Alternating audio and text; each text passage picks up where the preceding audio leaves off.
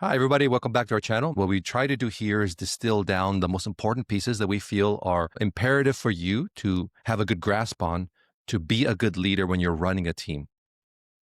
Now, one of the first things we came up with was know your company. Of course, you start with the mission and vision, like why does the company even exist? But then understand how that mission and vision can basically translate down to the KPIs, the metrics that the company is holding themselves accountable to be successful. And then when you understand these metrics, you need to understand how those metrics relate down to your division, your team, and how your team is supporting those metrics. And then beyond that, you need to consider how those metrics go from your team's metrics to your employees' metrics. And beyond just metrics, it comes down to also procedures, right? Like things that they need to do on a daily basis. A lot of times you get into a new team and they do stuff and they kind of ask them like, hey, why do you do this? And they're like, I'm not sure. If an employee is expected to do some kind of process, they should know about why they're doing that process and how that process translates to the overall growth and mission and vision of the company. What do you think, Kiana? I think a lot of I would say, idea of joining a new company or being an existing company as a leader, a lot of times we often forget that I'm starting a new job or position, or I've been here for a long time. So this is what I'm supposed to do, what I'm being told to do, right? But you need to kind of pause for a moment and think about it in a way as in knowing your company is more than just like, I work here, I got to tell my team to do this, and then hopefully here's the results. It all fits within a bigger goal of the company. Obviously, you chose to join this company because you're thinking the role and culture is aligned with a company you want to be a part of. But many times coming into a company is a lot of kind of investigating, interviewing the company itself. So yes, vision, mission is important for the company, but then at the same time, you have to think about the whys. You have to think about for your team, do they know the whys? Do they know the context behind their everyday duties? Do they know how they're being measured, where there could be, potential rewards or, reprimands? Are they aware the overall impact from what they do that kind of fits into the company's overall goals, right?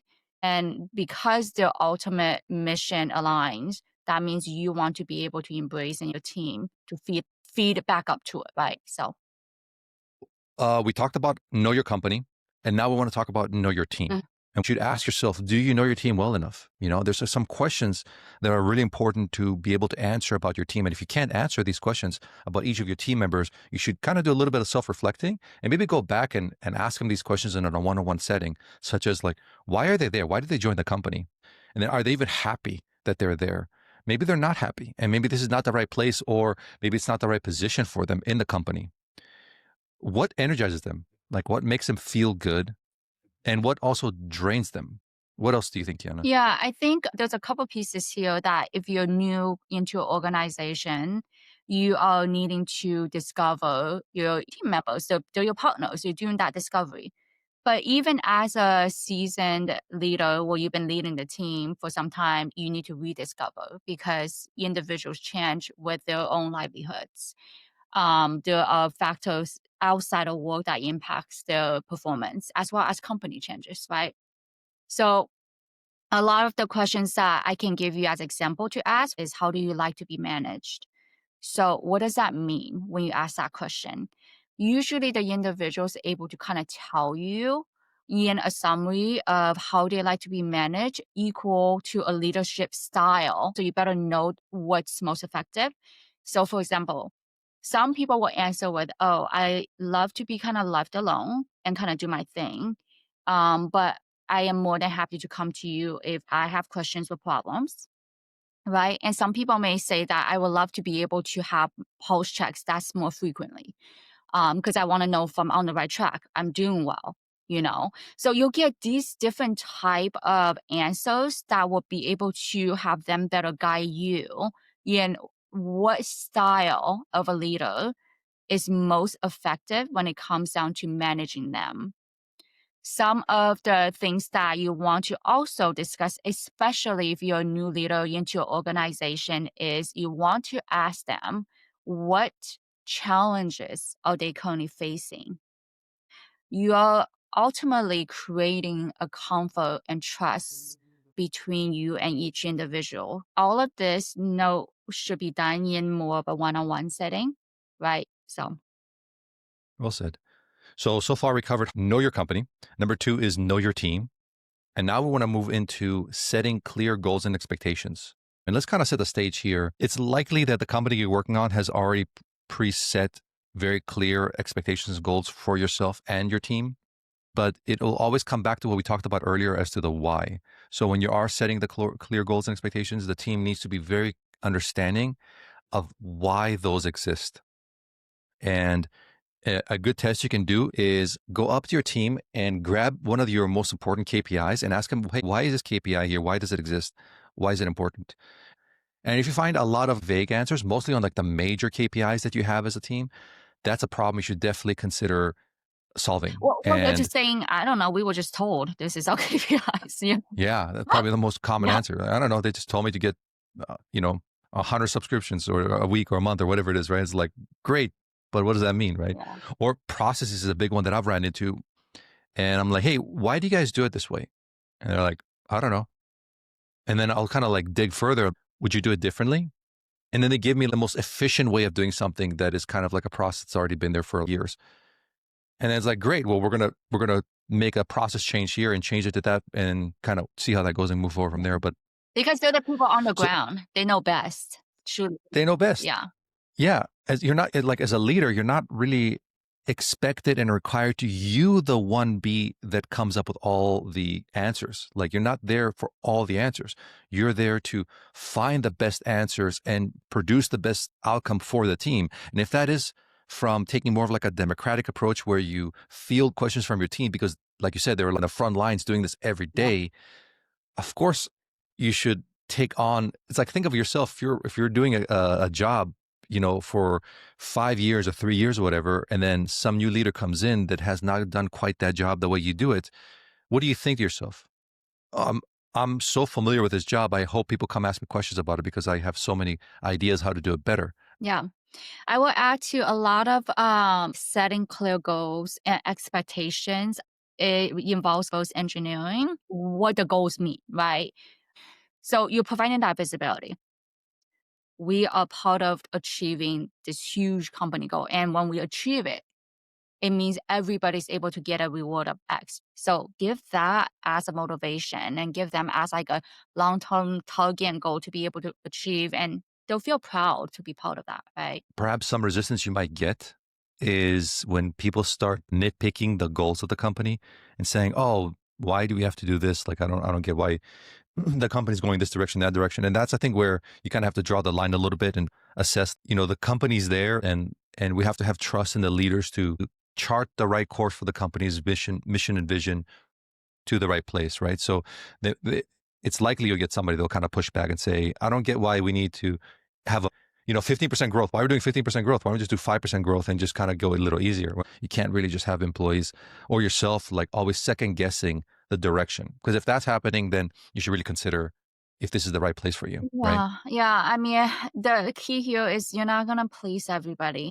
And I think the other piece comes down to you will 100% get pushbacks, not just from one, probably multiple people of like, ma'am, or comments of like, this company only cares about money. All they care about is achieving financial gains and whatever it may be.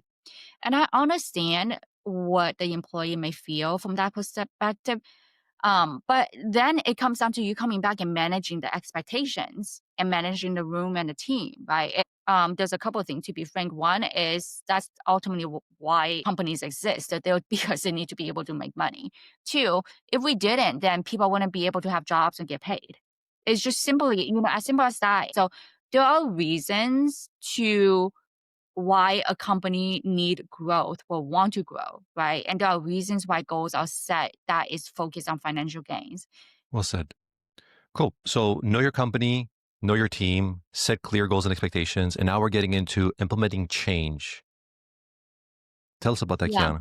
So when it comes down to implementing change, as a new leader coming in, whether you are a new leader to organization that had existing leader, or you're honestly just completely coming in, taking out new department or building new department, there's always going to be changes that happen.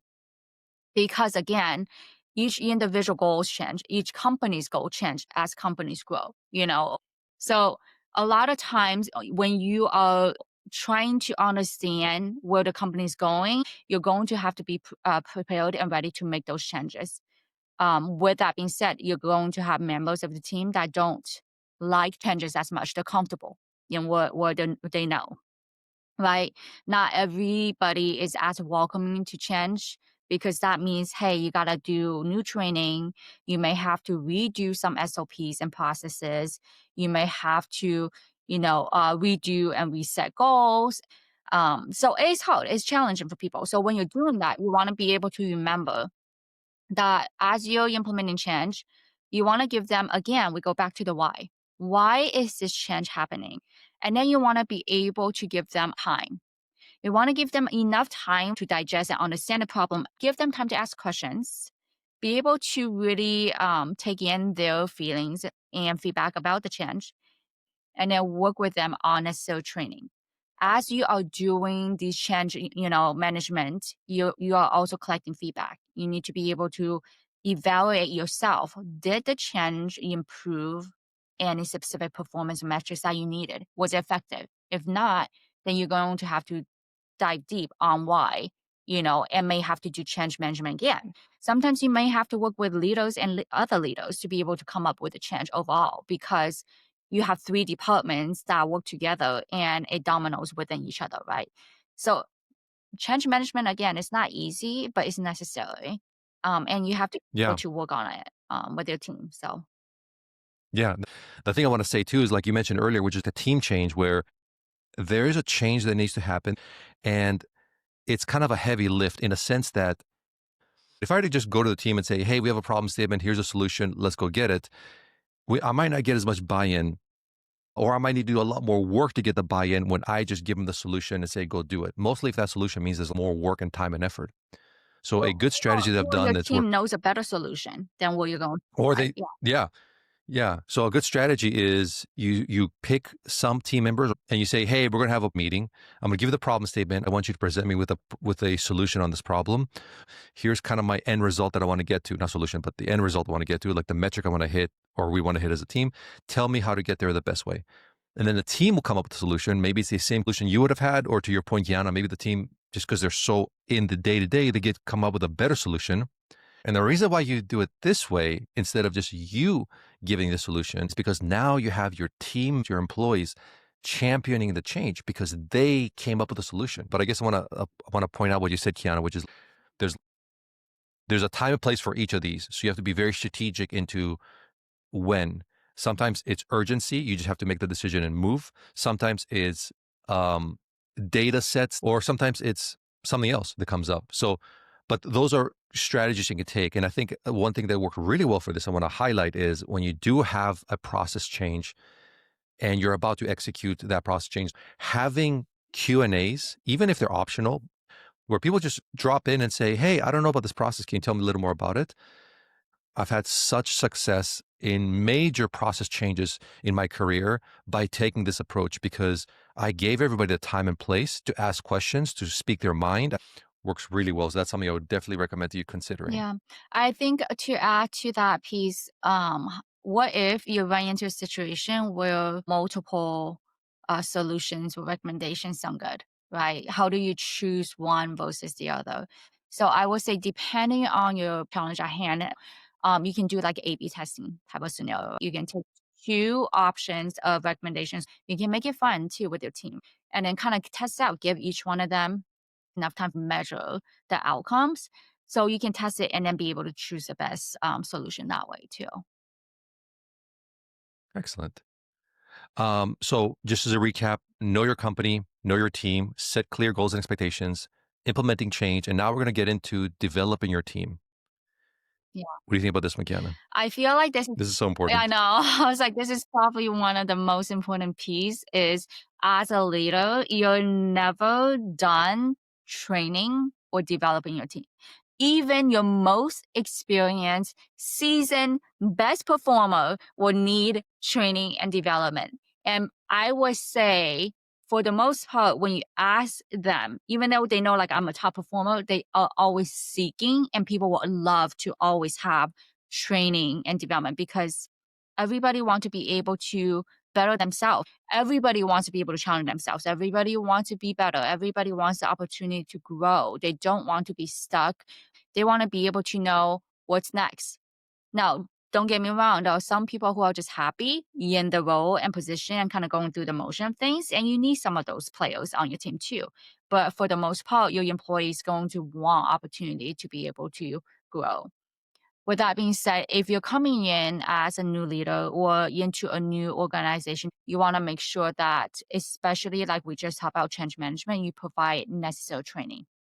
You want to be able to make sure everybody understood the training and how to utilize the training that was provided and be able to always follow up with them. You want to be a little bit more hands on from that perspective to make sure that they are aware of all the resources provided and they are aware of what to do.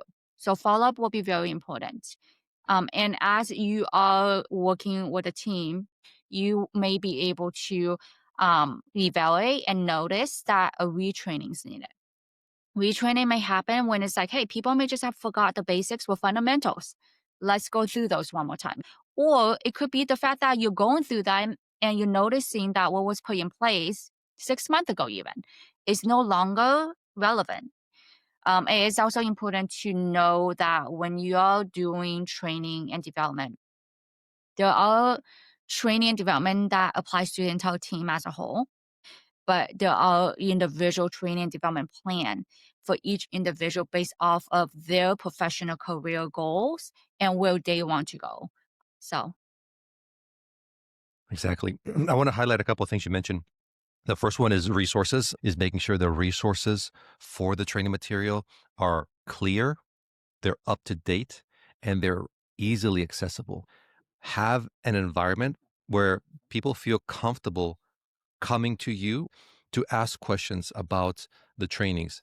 And also, like, prioritize the highest, most important pieces in training. Either that is an understanding of the KPIs, understanding of processes.